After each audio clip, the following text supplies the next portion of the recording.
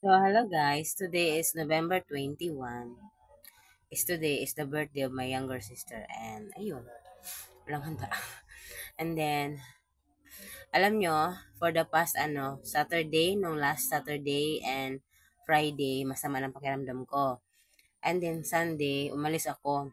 Kasi may libre. Nilibre ako ng pinsan ko. Pag uwi ko, kaya nagabihan, ayun, masama ng pakiramdam. Nilagnat na. Nung Sunday, ng madaling araw, grabe yung ubo, lagnat.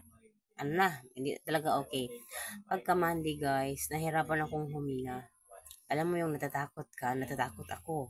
Hirap talagang huminga kahit anong side ko ng higa, kahit saan ako posisyon, mahirap siyang huminga. Yung hinga mo, basta mahirap.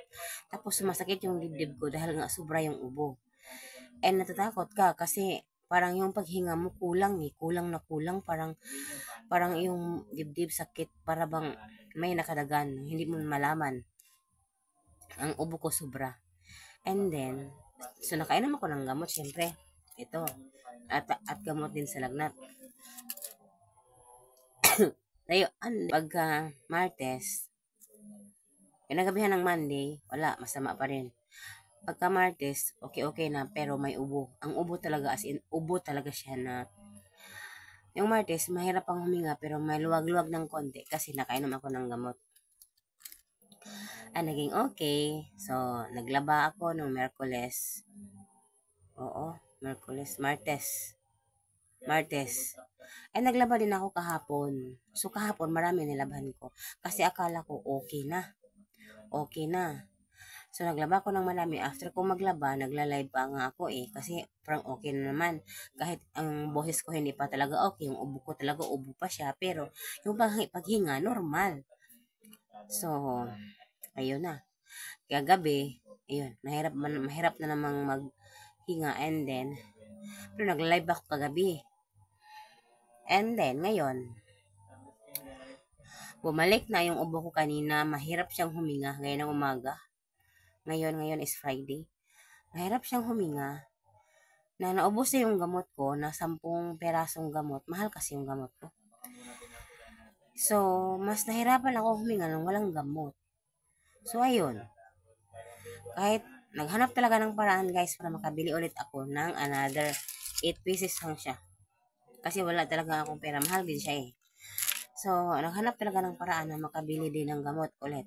And ngayon guys, wala akong ginagawa buong araw. Hindi ako naglaban, hindi ako nagawa ng gawain kasi pinagpahinga ko aking katawan. Hindi rin ako nagla-live, wala lahat.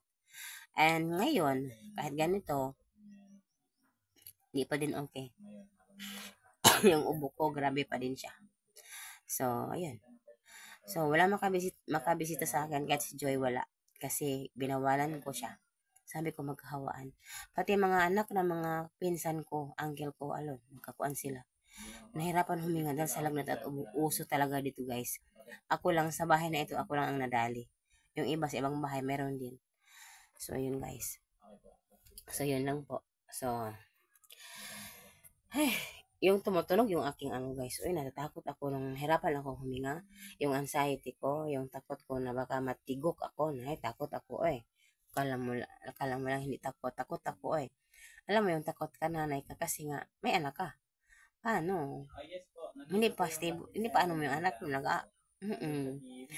hindi takot mamatay ang mga nanay. Takot lang kasi may anak. Yan lang. Thank you for watching.